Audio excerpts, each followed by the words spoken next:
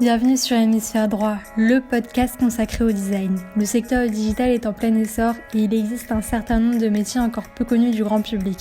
Nous allons au cours de ce podcast nous concentrer sur les métiers du design graphique au sens large. Je prends la parole avant le début de l'épisode pour vous présenter Frictionless, notre agence digitale qui vous accompagne sur les différentes phases de votre projet, la recherche utilisateur, le design d'interface utilisateur, ainsi que le développement de sites internet et d'applications mobiles. Hello Benjamin. Oui, salut. Je suis ravie de te recevoir sur le podcast d'Hémisphère Droit et cette semaine on s'attaque à un nouveau format un peu hors série où on va traiter des NFT. Donc l'idée c'est que tu puisses pour commencer nous raconter un petit peu ton parcours. Donc je m'appelle Benjamin Spark et je suis artiste traditionnel depuis 20 ans maintenant, c'est-à-dire que je fais de la peinture sur toile que je vends dans des galeries un peu partout. Et j'ai découvert les NFT il y a 1 an et demi, donc ça devait être vers fin 2020. Grâce à un galeriste avec qui je travaille qui a 25 ans d'ailleurs. Et donc comme il est jeune, il est techno-addict et il avait de la crypto depuis longtemps, donc il regardait les NFT déjà. Et il me disait mais il faut que tu regardes ça, et ça m'a tout de suite intéressé parce que il y a de la technologie, parce qu'il y a de la crypto-monnaie, parce qu'il y a de l'art digital, parce qu'il y a une communauté très forte. J'ai tout de suite senti qu'il y avait cet aspect communautaire autour de ça. Et je me suis dit, tiens, il se passe quelque chose de vraiment fort qui mélange plusieurs univers. Et il fallait aussi comprendre le principe de la crypto, l'univers du digital qui était en plein essor, où enfin les artistes pouvaient vendre leur travail digital, disons leur création pure digitale, sans commande d'un client. En fait, c'est bien de ça dont on parle. C'est des gens qui avaient de la création propre, de la création personnelle, comme un vrai artiste finalement. Et donc, ils pouvaient vendre leur travail comme ça grâce au NFT. Donc, j'ai compris l'impact majeur que ça allait faire dans le monde et de l'art, mais dans d'autres industries un peu partout d'ailleurs, puisque c'est lié à l'avènement de la société du digital finalement, qui a commencé depuis 20 ans, qui s'est accéléré avec les réseaux sociaux, où on a tous plus ou moins un compte réseau social, disons une double vie sur les réseaux. Et là maintenant, on a la possibilité de valider des œuvres, de les vendre, d'avoir de la crypto-monnaie, etc., etc. Il y a plein de choses maintenant qui s'agrègent autour de ça, sans parler des métavers qui vont arriver aussi, sans parler donc de la réalité augmentée, réalité virtuelle, et tout ça avec un lien qui est le NFT, qui est la propriété digitale. Bon, je vais aller un peu vite, mais on va revenir sur ça, alors peut-être les concepts. Même pour commencer, étant donné que à l'origine, tu es un artiste traditionnel. Comment tu as commencé? Quel a été ton premier NFT? Le premier, c'était en fait par Photoshop, parce que j'utilise Photoshop depuis 10 ans pour faire les compositions, donc avant de peindre. Je fais toujours une première approche. Avant, c'était du collage, c'était vraiment ciseaux et papier, puis après, j'ai fait ça dans Photoshop. Donc, c'est un collage digital finalement qui me permet de préparer mon tableau avant de le peindre. Et je pensais que je savais pas que ça s'appelait de l'art digital, je pensais que je faisais juste une préparation sur Photoshop. Et donc je me suis dit mais en fait c'est de l'art digital puisque ça se fait sur un ordinateur et ce sont des images JPEG. Donc j'ai commencé par minter ce type d'image, donc assez statique, et puis très vite j'ai voulu animer ça, je me suis pris au jeu. En fait, j'avais pas conscience de pouvoir faire quelque chose d'intéressant en digital, clairement. Je pensais pas avoir les compétences, tout simplement. Et j'ai vu qu'avec d'abord le time-lapse, qui permet d'agréger une quinzaine d'images et de les faire tourner en boucle, ça crée une animation, ça crée un film, disons une capsule, comme on dit. Et j'ai commencé à proposer ça aussi sur un site qui s'appelle Rarible, qui est une place de marché NFT, qui est un peu le pendant de OpenSea. Je pense que tout le monde connaît OpenSea, parce que c'est la plus connue. Mais il y a d'autres plateformes. Alors, les deux plus grandes plateformes ouvertes sont Rarible et OpenSea. Après, les autres plateformes sont fermées, donc elles font appel à de la curation, comme on dit, et n'entre pas qui veut. Il faut être sélectionné par eux. Donc, ça a commencé comme ça. Voilà. Hyper intéressant. Et du coup, est-ce que tu peux nous parler un peu plus en détail du système, c'est-à-dire globalement, tous les NFT plus ou moins figurent sur OpenSea, donc qui est la marketplace où voilà chacun des artistes indépendants va déposer son œuvre digitale. Est-ce que en termes de process, vu que c'est hébergé sur Ethereum, tu peux un petit peu plus nous en parler? Enfin, pas hébergé, mais dans le sens où la crypto-monnaie utilisée, ça va être plus celle-ci. Est-ce que tu peux entrer un peu plus en détail sur justement les différents process de comment on mint une œuvre sur OpenSea. Ouais, alors tu as parlé de beaucoup de choses, tu as évoqué plusieurs choses. La première chose importante, tu as parlé de Ethereum. Donc tu as parlé d'une blockchain qui s'appelle Ethereum, effectivement, qui est la plus célèbre aujourd'hui, parce que c'est un petit peu la blockchain qui est venue après la blockchain Bitcoin. Parenthèse, Bitcoin, avant d'être une crypto-monnaie, est surtout la première blockchain qui ait jamais existé. Donc en 2008-2009, c'est cette blockchain qui est apparue et qui a fait tourner un token, un jeton qu'on appelle le Bitcoin. Donc c'est à la fois Bitcoin est un jeton et une blockchain. Est venu ensuite Ethereum qui a permis de faire des applications beaucoup plus élaborées. Plutôt que de faire tourner et de s'échanger juste de la crypto, Ethereum a permis de s'échanger des concepts, des logiciels, des applications beaucoup plus évoluées et qui rendent des services aux gens. Le premier des services, c'est j'ai quelque chose à vendre et si je récolte l'argent pour ça, je t'envoie le produit. Donc là, parlons d'un JPEG, parlons d'une image, d'un fichier, il est à vendre. Il est à vendre un Ether, par exemple. Si je reçois cet Ether, automatiquement, le contrat s'exécute et le NFT va envoyer l'image ou le fichier au client. Donc ça, c'est automatique. C'est de l'exécution automatique. Ça se fait de jour comme de nuit, tous les jours de l'année. C'est ce qu'on appelle le NFT, en fait. C'est donc un token, c'est donc un petit bout de code qui va générer une transaction automatiquement. Donc la transaction de base, c'est vraiment pour l'art, on comprend très bien, c'est j'ai un fichier à vendre, si tu me l'achètes, le fichier sera à toi et il te sera envoyé. Alors envoyé non pas concrètement sur un ordinateur, mais sur un wallet. Le wallet, c'est le portefeuille digital. Et ça, c'est le deuxième concept qu'il est important de comprendre, c'est que c'est le wallet qui te connecte à la blockchain. Et c'est dans ce wallet que tu as et ta crypto-monnaie et tes NFT.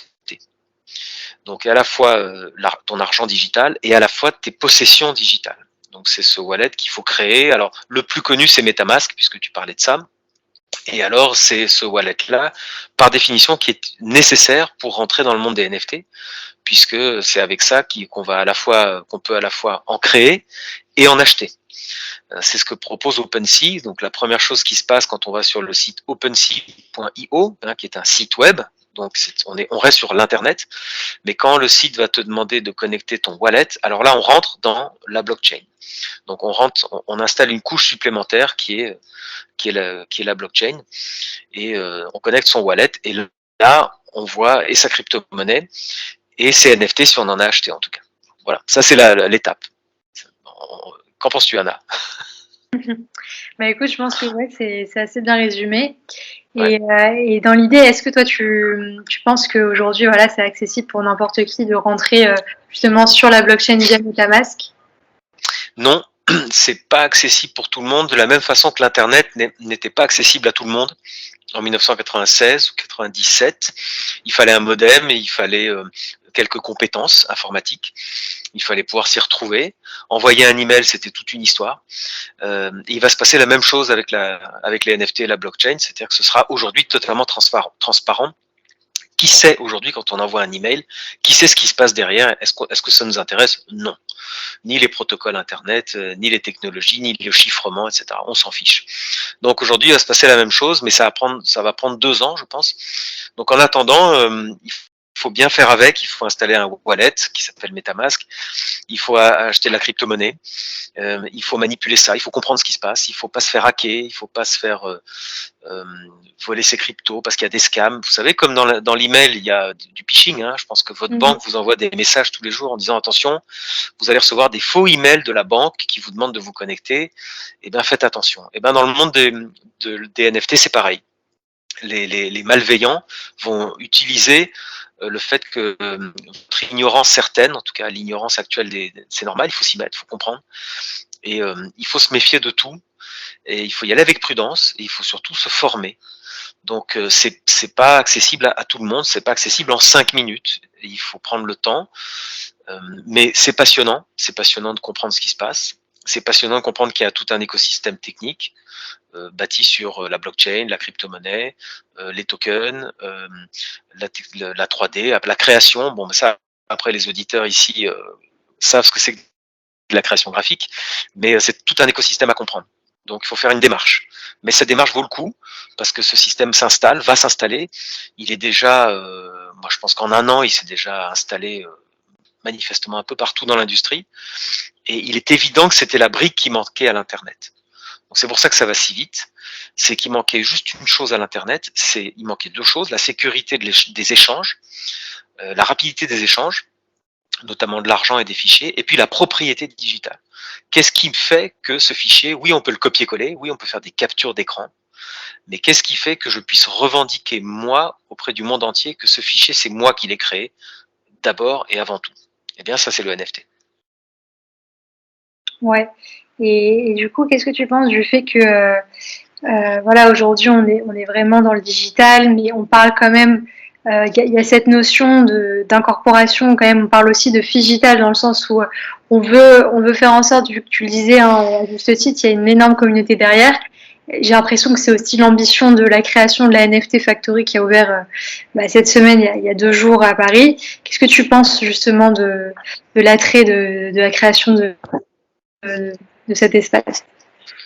Alors, tu m'as parlé de deux choses, donc tu fais des questions à tiroir, j'aime bien, ça me challenge. Il y a le Phygital, donc tu parlais de Phygital et tu parlais de la Factory NFT. Alors, je vais te répondre sur les 2 points. Le Phygital, c'est une contraction de physique et digital, et c'est une grosse tendance aujourd'hui dans les NFT. C'est les artistes qui proposent des œuvres physiques, tableaux, sculptures ou autres, avec un double digital qui serait matérialisé par le NFT. Alors de deux choses l'une, soit l'artiste dit en achetant le NFT, vous achetez mon tableau physique et vous le recevrez par la poste, voilà. Ou alors vous venez le chercher à la galerie. Ça c'est une chose. Ou alors l'artiste dit le tableau, il a une double digitale, c'est-à-dire que je l'ai modélisé en 3 dimensions. Vous pouvez acheter cette modélisation en NFT, mais vous n'êtes pas obligé de reprendre le tableau tout de suite. Il reste à l'atelier. Et en attendant, le double digital fait sa vie. Peut-être que le premier acheteur le revendra, peut-être que ce sera revendu plusieurs fois d'ailleurs, et peut-être que les gens au final ne réclameront plus le tableau, ou peut-être qu'ils auront un droit de regard sur ce tableau. Enfin, il y a plein d'expériences. Il y a aussi le NFT qu'on appelle Redeem, où c'est juste un bon de retrait. Donc on peut acheter un NFT, et puis après il faut brûler. Si on veut récupérer l'œuvre physique, alors on doit brûler le NFT. Brûler un NFT, ça veut dire le désactiver sur la blockchain, et alors on a droit à son tableau. L'intérêt, c'est que il y a des gens comme moi qui ont acheté, j'ai acheté un album de musique comme ça en NFT. J'avais droit au disque physique, au vinyle. Donc en principe, j'aurais dû recevoir le vinyle, mais je n'ai pas demandé à brûler mon NFT. Je l'ai gardé parce que j'attends de voir. Peut-être que j'en ai pas besoin tout de suite du vinyle, et peut-être que quelqu'un ça intéressera. Peut-être que je pourrais le revendre en fait. Donc je pourrais peut-être même spéculer. Donc, ça m'intéresse de spéculer là-dessus. Et puis, deuxième réponse sur la Factory, c'est un lieu de rencontre qu'a créé à l'initiative, c'est John Carp, hein, qui est un ami qui a lancé le podcast NFT Business, qui est aussi une room sur Clubhouse, d'ailleurs tous les matins. Et c'est quelqu'un d'extrêmement actif, qui a popularisé les NFT en France. Et il est très très actif. C'est quelqu'un de super énergique, en plus humainement fantastique. Et il crée un lieu de rencontre à Paris, où il y aura tous les fanatiques d'art, de NFT, de tout cet écosystème pourront se retrouver, échanger, se former. Il y aura une expo aussi, il y aura une salle d'expo, il y aura un café, il y aura des événements, des rencontres, des colloques. Enfin, c'est absolument génial. J'ai hâte que ça ouvre. Voilà. Super. Et justement, tu parlais aussi au tout début des métavers. Et ouais, c'est un sujet en soi. Et c'est vrai que le fait de dire que tout ça, ça peut être interconnecté d'une certaine façon, et la volonté en parallèle finalement de créer aussi des lieux en physique, et du coup, sans vraiment, enfin, même si l'objectif c'est vraiment de parler d'art digital, mais on se retrouve quand même en physique, quoi. Ça veut dire quelque part, qu'est-ce que tu penses de ça, de cet aspect de méta aussi? Je pense que je me souviens ce qu'on disait de Facebook il y a 10 ans. On disait que ça allait être horrible, Facebook, parce que les gens n'allaient plus sortir de leur chambre et ils allaient avoir que des amis virtuels. Il s'est passé l'inverse. Il s'est passé que Facebook a incité les gens à organiser des dîners, des rencontres, des événements, des réunions, des manifestations. Je dis souvent que les gens ont oublié que les gilets jaunes se sont tous connus sur Facebook. Et c'est grâce à Facebook qu'ils se sont dit, mais en fait, je ne suis pas seul à penser ça. Et on est nombreux à penser la même chose, donc on va aller dans la rue, et c'est comme ça qu'ils se sont retrouvés là. Donc Facebook à inciter les gens à se voir en physique. Et je pense que ce qui se passe dans les NFT, le digital, les métavers, vont proposer aux gens peut-être se connaître en digital, mais d'avoir envie de se voir en vrai, parce que les humains, il n'y a rien à faire. Les humains ont besoin quand même de se voir, de se sentir, de se toucher. Et ça changera pas, à moins que dans un siècle, on puisse se toucher de manière digitale et virtuelle. On verra, pourquoi pas, mais ça c'est très loin. Moi, je ne connaîtrais pas ça. Mais en attendant, je pense que il y a un lien, il y a des ponts permanents entre le digital et le physique. C'est ça qui est intéressant. En fait, le digital propose une autre expérience que le physique, propose peut-être un complément en cas de pandémie, puisqu'il faut s'y préparer, hein, puisqu'il va y en avoir encore plein des pandémies. Préparons-nous à un échappatoire digital, en fait. Et justement, tu parlais, tu vois, des sensations qu'on peut avoir par rapport au souffle, etc. Mais alors, j'imagine que c'est encore en cours de développement, mais a priori, toutes les sociétés qui se positionnent là-dessus, que ce soit Meta ou même Microsoft, tous ceux qui font un peu de, qui se positionnent sur ce marché-là de réalité virtuelle, ils proposent déjà le ressenti, le toucher. Ils travaillent déjà sur ces genres de choses. Donc, est-ce que toi, tu penses que finalement, même en termes, c'est-à-dire de marché, est-ce que tu penses que là, le marché est assez mature pour recevoir ce type de... Enfin, qu'on aura tous des casques chez nous et que ça va vraiment se populariser? Ouais, bien sûr, ça va se populariser avec, par exemple, les Apple Glass qui vont sortir à la fin de l'année. Donc ça, ce seront des lunettes avec des vrais verres correcteurs et ce seront des lunettes fines comme on a aujourd'hui sur le nez. Mais l'iPhone sera dans la lunette. Ce qui veut dire que on verra la réalité, mais devant vont s'imprimer grâce à la lunette, vont être projetés sur la lunette des images en 3D et des extensions de réalité. Donc ça s'appelle la réalité augmentée. Alors ça sera parfait en voiture. La lunette vous dira tourner à droite, tourner à gauche. Donc il y aura un Waze intégré, mais ça ira évidemment beaucoup plus loin. C'est-à-dire qu'on pourra faire des réunions virtuelles grâce à ces lunettes. On pourra installer dans son salon, on pourra visionner Netflix sur la lunette, on pourra être dans un métavers finalement. Et quand tout ça sera connecté à la blockchain et à la crypto, on pourra scroller sur Instagram avec ses lunettes et rémunérer, surtout c'est ça qui est bien, on pourra rémunérer les créateurs de contenu, faire un petit like et envoyer pourquoi pas 3 centimes, 4 centimes, ce qui est rien pour nous, mais pour un créateur de contenu c'est beaucoup. S'il a des milliers de gens qui envoient des micro-paiements comme ça, et ben ça devient tout un nouveau système économique et des millions de gens vont pouvoir se libérer de l'obligation de trouver un travail, un petit job, alors que ce sont des créateurs qui ont beaucoup de choses à dire, qui ont des émotions à faire passer, mais qui ne peuvent pas parce qu'ils ne sont pas rémunérés aujourd'hui pour ça.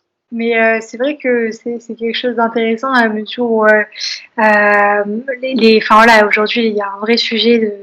On appelle ça d'ailleurs la creator economy, le fait qu'on puisse se rémunérer de ce qu'on crée, que ce soit même sur cette stack au travers des newsletters. Le fait que ce soit au travers de la réalité augmentée, qu'est-ce que ça peut apporter justement de plus? La réalité augmentée, ce que ça peut apporter de plus, c'est ça? Ouais, dans le sens où finalement créer du contenu, ce sera plus, tu veux dire, du contenu créatif digital dans ce sens-là, comme de l'art numérique. C'est une bonne question, la réalité augmentée. Alors par exemple pour le retail, évidemment, là j'ai essayé des chaussures de Feo Shoes, qui est un grand artiste digital qui a vendu beaucoup de NFT. Il a créé des baskets, donc en fait, je peux les voir à mes pieds. Donc l'intérêt c'est de mélanger les deux. Donc c'est-à-dire que après on connaît Ikea, hein, avant d'acheter un canapé, tu peux le mettre en réalité dans ton salon. Donc tu le visualises dans ton salon. Il y a Pokémon Go qui ont fait ça. Il y a eu beaucoup d'expériences et ça va continuer parce que c'est quand même très amusant de projeter des images virtuelles dans de la réalité. En fait, c'est très ludique et ça permet et ça permet aussi, disons qu'il y a un écran, il y a une interface comme aujourd'hui c'est le téléphone qui sert c'est le smartphone qui sert à visualiser. Donc on reste quand même, contrairement à un casque Oculus que j'ai à la maison, où là on est complètement immergé, mais le casque est assez lourd. On transpire dedans, donc au bout d'une demi-heure, on n'a plus envie, même si l'expérience est vraiment géniale. Alors que là, placer un téléphone devant soi, c'est la routine. C'est pas invasif en fait. Donc on peut se plonger dans un univers 3D, mais de manière non invasive, avec la réalité augmentée. En fait, c'est ça. Et côté pub, est-ce que tu penses que justement, enfin déjà qu'on est parsemé de pubs sur nos smartphones, qu'est-ce que tu penses du fait que voilà, quand on aura des lunettes, le fait qu'il y ait des pubs qui apparaissent de façon intempestive et c'est un peu, tu sais, comme la vidéo, je pense que tu as dû la voir, une vidéo qui avait été faite, il me semble en 2017, quelque chose comme ça, où justement on prévoyait qu'est-ce que ce serait dans le futur si on avait ces lunettes-là, et on voit sur la vidéo, je la mettrai en lien d'ailleurs en description. Ouais, bah, j'ai deux remarques aujourd'hui. Tu vois de la pub parce que tu ne payes pas. Donc la pub sur YouTube, c'est parce que tu ne payes pas 10 euros. Quand tu payes à Spotify 10 euros, tu n'as plus de pub. La pub, c'est pour rémunérer le contenu, donc c'est bien normal. Donc soit tu prends des abonnements, soit tu te fais ton propre contenu. Donc la pub, c'est une vieille histoire. C'est comme ça que marche le contenu gratuit. Enfin, en tout cas, soit disant gratuit. En fait, il n'est pas gratuit. Il faut voir de la pub. Mais ça, c'est normal, c'est pas nouveau. Non, ce qui est nouveau, je vais te dire, la pub, moi, quand je vois que c'est des jeunes créateurs de contenu qui me font de la pub, alors je suis content de la voir. Ah, quand c'est de la pub Nike ou Coca-Cola, je suis pas content. Mais si c'est un jeune créateur dans ma ville, où je vois qu'il est pas loin de chez moi, en fait, ou même en France, je me dis, bah tiens, il a raison. Il s'est payé un peu de pub, bah, je vais regarder, je vais le soutenir. Peut-être même que ça m'intéresse ce qu'il va faire. Donc je vais aller regarder jusqu'au bout. Donc il faut pas voir la pub comme de la réclame.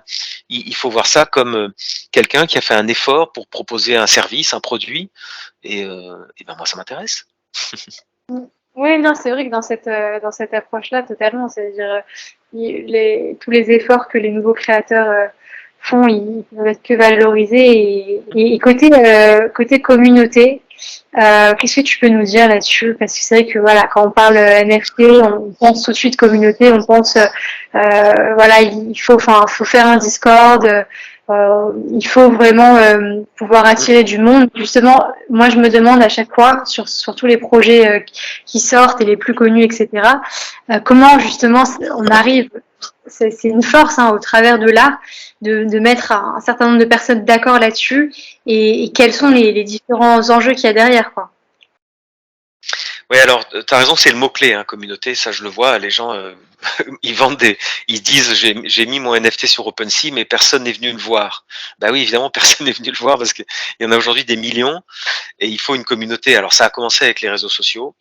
Pourtant, on a été prévenus, hein. Ça fait 10 ans que tous les experts nous disent mettez-vous sur les réseaux et bâtissez une communauté, donnez-leur du contenu, aimez les gens qui vous aiment. Et, et maintenant, c'est une tragique réalité. C'est-à-dire qu'aujourd'hui, si on veut proposer un service online, si on n'a pas des millions de followers sur l'un des réseaux, ça sert à rien. Alors, pas forcément des millions. L'idée, c'est pas la quantité, mais au moins de la qualité d'engagement. Alors, on peut avoir quelques milliers de followers sur Insta ou Twitter, mais il faut qu'ils soient ultra engagés. Il y a aussi la newsletter qui marche très bien, le emailing, hein, se bâtir une liste, un emailing. Mais avant de faire quoi que ce soit dans ce domaine-là, il faut intéresser des gens déjà. Il faut dire qui on est, d'où on vient, ce qu'on fait, et puis aller essayer d'aller déjà bâtir une narration, des idées, des images, montrer des choses avant de faire quoi que ce soit. Donc ça, c'est très flagrant maintenant sur les NFT. Et les communautés vont être absolument partout, absolument partout. Ouais. Et pour ça, justement, comment on arrive à créer une communauté en fonction peut-être d'un retour d'expérience que tu as pu avoir? Ah bah, comment on fait? Ah bah, tout le monde le sent bien. Comment on fait? On donne d'abord, on donne beaucoup avant de recevoir. C'est un peu, Comme, on dit ça en amour aussi, comme hein, je crois, on dit ça. non, mais comme Gary Vaynerchuk qui disait beaucoup ça, il faut d'abord donner énormément et après, justement, Ouais. voilà, c'est comme ça qu'on crée cette boucle, quoi. Ouais, t'as raison. Gary Vee aussi, je regarde beaucoup. J'incite tout le monde à regarder Gary Vee. Alors c'est un peu la caricature des Américains. Hein. Il faut pas tout gober. Hein. Mais et son expérience est intéressante. Lui, il a fait pendant des années du contenu sur TikTok et Instagram sans jamais aucun retour. Il avait quelques followers par-ci par-là, mais il disait parfois je faisais des vidéos, j'avais 5 vues, mais pendant des mois et des mois et des mois. Ouais. Et ça peut être très décourageant et on se dit mais je fais ça dans le vide, ça ne sert à rien. Et en fait, on s'aperçoit que non seulement au final ça paye toujours, si on est très consistant, mais ça structure, on se structure soi-même en faisant ça. C'est-à-dire qu'on y prend goût, on commence à devenir professionnel, on commence à comprendre, avoir les bons réflexes, surtout les bonnes habitudes, en fait, de créateur de contenu. Mais c'est un métier incroyable parce qu'en fait, on lance une chaîne de télé quand on crée un compte Insta ou Twitter ou TikTok, encore plus TikTok. Mais moi, je pense qu'il faut aller vraiment sur Twitter et TikTok maintenant. Les algorithmes sont très favorables, vraiment poussent très fort, contrairement à Insta. Et surtout pas de Discord. Discord, quand on ouvre ça, il faut avoir une communauté déjà 50 000 membres facile. Et Ouais, il faut embaucher un spécialiste Discord, sinon ça tient pas la route. Donc ça, ne faites ça que si vous avez une collection de 10 000 pièces de CryptoPunk à lancer. Mais c'est pas ce que je vous souhaite pour l'instant. Pour l'instant, ça sert à rien. Tiens, sur les collectibles, il faudrait que les gens renseignez-vous sur les collectibles. Il y a des sites web qui listent toutes les sorties de collectibles, comme ça, 10 000 pièces. Ah, attendez, je vais mettre ça en silence. Ouais, il y a à peu près 50 projets par jour qui sortent sur les plateformes avec 10 000 pièces de pingouins, avec des barbichettes, avec des licornes, des girafes, avec des chapeaux. C'est ultra concurrentiel. Là, vous ne deviendrez pas riche comme ça, ça c'est clair. Mais justement, tu vois, c'est hyper intéressant de s'arrêter là-dessus, du fait que aujourd'hui, voilà, c'est vraiment une hype et tout ça, et on se rend compte que, voilà, typiquement, il y a des sujets qui sont un petit peu pris, enfin, dans le sens où ça vaut plus trop la peine de se mettre dessus, comme tu l'as bien démontré. Et du coup, qu'est-ce qui fait qu'un projet va mieux tenir qu'un autre, par exemple? Et qu'on croit dans un projet que dans un autre, et parce que c'est, voilà, on peut s'acharner sur la création d'un NFT, d'une communauté, tout ce qui va en sorte, tout ce qui va derrière. Mais pour toi, qu'est-ce qui fera la différence? Un seul mot, la sincérité et le travail. Je dis un seul mot, non, deux mots, sincérité et travail. Sincérité, c'est-à-dire trouver en vous ce qui vous rend unique dans soit la création, soit raconter votre vie, soit dire ce que vous voulez faire, soit créer des choses. Il y a un exemple là, ce qu'a fait Beeple par exemple, c'est intéressant. Beeple en 2007 a dit dorénavant je vais créer une œuvre par jour, voilà, tous les jours de l'année et pendant 20 ans. Et ben il a fait ça. Et franchement, il postait ça sur les réseaux. Au tout début, ça n'intéressait personne. Pendant 10 ans, ça n'intéressait personne. Mais il a créé une œuvre tous les jours. Et puis en 2020, eh ben, Christie's a dit attendez, vous avez 5000 œuvres là. Il a dit bah oui, j'ai 5000. Ben, on va les réunir dans un grand JPEG, on va vendre ça aux enchères. Boum, 69 millions de dollars. Donc vous voyez comme on peut être récompensé. Alors il était loin d'imaginer, très très loin d'imaginer d'abord qu'il y aurait même l'avènement des réseaux sociaux en 2007, puis l'avènement des NFT, et puis l'avènement de la crypto-monnaie. Et puis on peut même pas aujourd'hui. Il faut savoir que des nouvelles technologies et maintenant il y a une course assez passionnante qui est lancée sur les nouvelles techno. Alors les NFT c'est le point de départ, mais maintenant il y a des NFT beaucoup plus complexes, il y a des places de marché assez passionnantes, assez je dirais complexes et qui permettent d'imaginer de la possession digitale mais sous 1000 façons.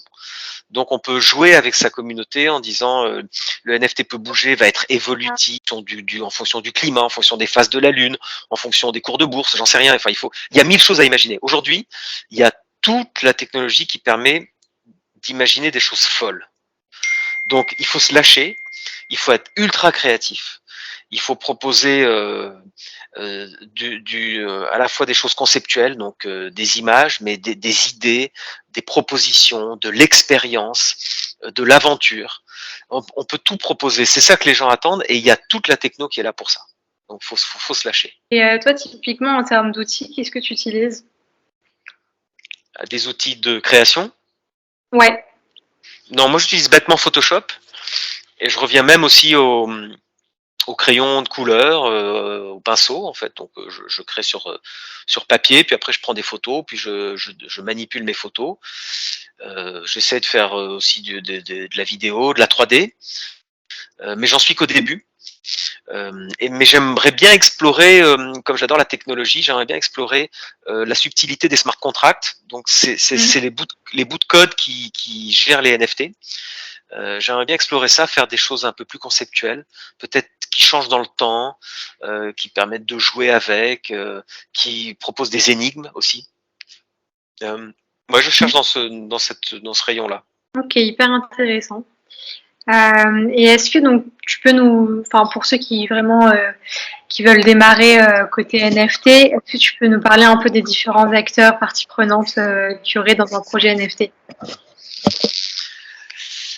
Pour commencer dans les NFT, le mieux c'est de commencer déjà par minter une image sur OpenSea, déjà une image, voir un peu comment ça se passe, et puis après peut-être d'explorer d'autres places de marché. Il y a Foundation, on peut accéder facilement. Il faut être invité par un artiste, mais il y a beaucoup d'artistes qui peuvent vous inviter maintenant. Même moi, je peux vous inviter.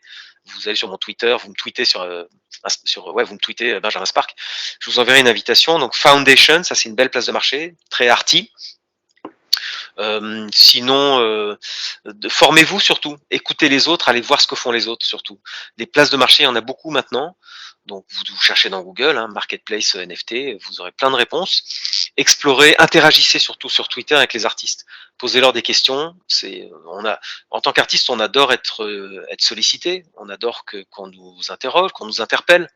Donc interpellez les artistes, demandez-leur même des conseils, comment ils ont fait, en étant pas trop lourd, en étant succinct. Mais ouais, intéressez-vous aux artistes, allez liker, allez dire bravo, j'adore, merci, voilà. Et puis rentrez dans la communauté des artistes, des créateurs. Ouais. Et j'imagine que ça doit être hyper satisfaisant aussi quand on est artiste de voir tout l'ampleur où aujourd'hui, enfin voilà, plein de gens s'y mettent et on voit que l'art a une place centrale et que finalement elle permet de diffuser aussi pas mal d'idées et pas mal d'expériences en fait qui sont diverses et variées.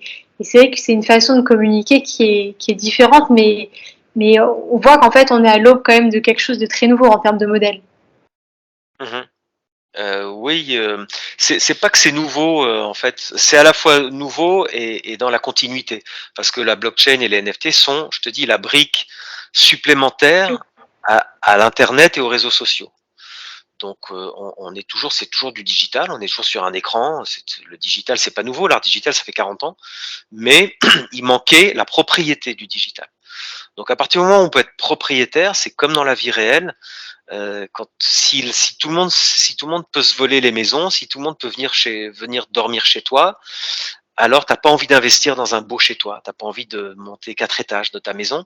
En revanche, si c'est ta maison et que personne peut y entrer, alors tu montes 4 étages, tu mets de la décoration, tu mets des jolies choses, tu te sens chez toi. En fait, la propriété digitale, c'est ça, c'est que tu crées des choses digitales et elles sont vraiment à toi. Alors les gens s'intéressent en se disant mais si c'est à toi, alors je pourrais te l'acheter, ou on pourrait faire un échange, ou tu pourrais le prêter à quelqu'un. Par exemple, des œuvres d'art se prêtent à des musées maintenant virtuels. Et puis après dans le métavers, alors on a envie d'aller montrer ce qu'on a acheté dans le métavers. Il y a des réflexes très humains, et ça on pourra jamais rien faire contre le fait que les humains, on est des animaux sociaux, comme on dit. On a besoin de se confronter aux autres, on a besoin des autres, et on a besoin de montrer qu'on n'est pas, qu'on est unique par rapport aux autres. Et comment on fait ça? On fait ça de 1000 manières, dont la propriété digitale, en disant, tu vois, j'ai pu acheter ça. Donc il y a deux choses quand on dit j'ai acheté un NFT, c'est que j'ai eu l'argent de l'acheter, mais si c'est un NFT pas cher, c'est, tu as vu, j'ai du goût, je sais ce que c'est que l'art, et j'aimerais avoir ton avis sur ce que j'ai acheté. Voilà. Et ce sont des réflexes humains qui vont perdurer maintenant dans le digital. Hyper clair. Et en tant que dernière question, je te demanderai ce que tu penses de Sandbox et voilà de plutôt cet aspect-là côté métavers. Sandbox, c'est un des métavers. Donc il y a aussi Decentraland, il y a aussi CryptoVoxel, il y a aussi The Somnium Space. Il y a aussi, alors eux sont vraiment sur une blockchain. Donc c'est déjà une grosse étape qui a été franchie. Ce sont des jeux, donc des univers virtuels, mais il y a beaucoup de gaming. Encore que CryptoVoxel, c'est très arty. Il y a beaucoup de galeries. Donc eux, au moins sur la blockchain, tout se traite en crypto-monnaie. Et on peut balader son NFT d'un univers à un autre. En tout cas, ça c'est la théorie. En pratique, ça va mettre encore 1 an ou 2 à ce que ça se passe. Mais eux, on fait cette Première étape, très importante, ça s'appelle décentraliser, donc ce sont des métavers décentralisés. Et l'avenir est extrêmement prometteur. Il va se passer des millions de choses dans les métavers à partir de l'année prochaine. Et je suis ça de très très près.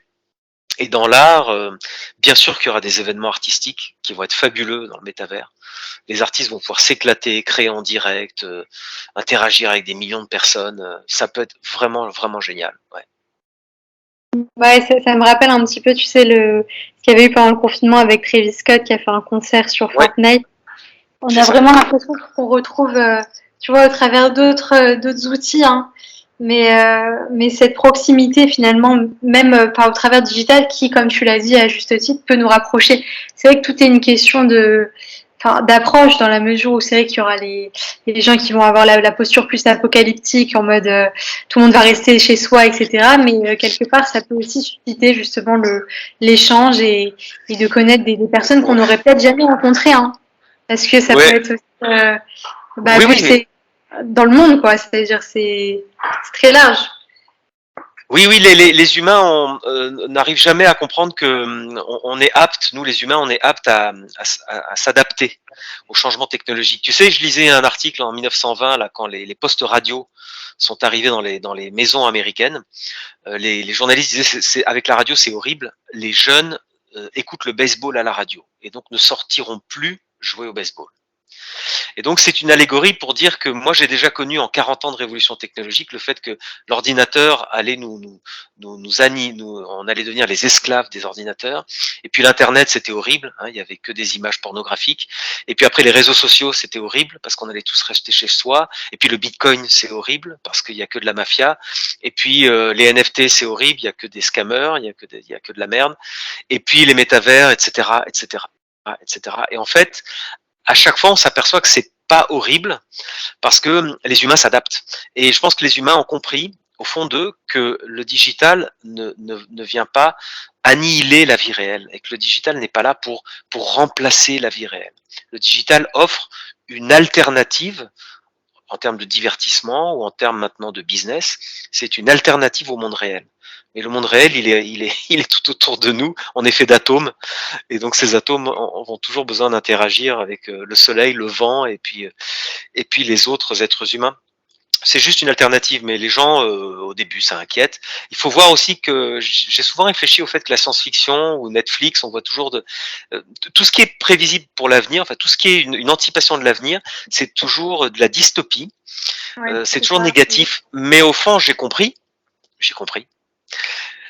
Si moi je devais écrire une nouvelle de science-fiction, j'irais pas dire que tout est merveilleux dans l'avenir. Ça tiendrait en une page. Bien sûr que j'irais imaginer des choses horribles. Pour écrire 500 pages, il faut qu'il se passe des choses terribles. Sinon, je vais pas tenir en haleine mon lecteur. Donc c'est exactement comme le journal de 20 heures. Pourquoi c'est toujours que horrible et pourquoi il n'y a jamais de bonnes nouvelles? Mais parce que les bonnes nouvelles, on zappe tout de suite. Ce serait un journal de 20 heures qui durait 30 secondes et qui dirait aujourd'hui tout va bien. C'est vrai que j'avais pas pensé à ça et c'est clair que bon, après on peut toujours s'imaginer quand même quelque chose de fabuleux et à justement pouvoir montrer des nouveaux usages malgré tout, tu vois, c'est aussi le concept de ce qu'ils font. Mais c'est vrai que bon, j'ai l'impression aussi que tout ce qui touche à la terreur et tout ça va être plus vu finalement que quelque chose de super positif. C'est peut-être ça aussi, hein. Oui, c'est connu sur YouTube. Il vaut toujours mieux intituler ses vidéos attention arnaque ou attention il y a un clash, il y a eu des clashs. Attention image interdit aux moins de 18 ans. Bah bien sûr, c'est là où on va cliquer. Bah, c'est normal, on est comme ça. Bah écoute, merci beaucoup pour cet échange. Oui, avec plaisir Anna. J'espère que l'épisode vous a plu. N'hésitez pas à vous abonner à la chaîne YouTube et sur Spotify ou Google Podcast. J'en profite pour vous annoncer la sortie de ma newsletter dans laquelle je relaye des infos sur le product design et management ainsi que sur le digital en général. hémisphère-droit.substack.com. Merci et à très bientôt.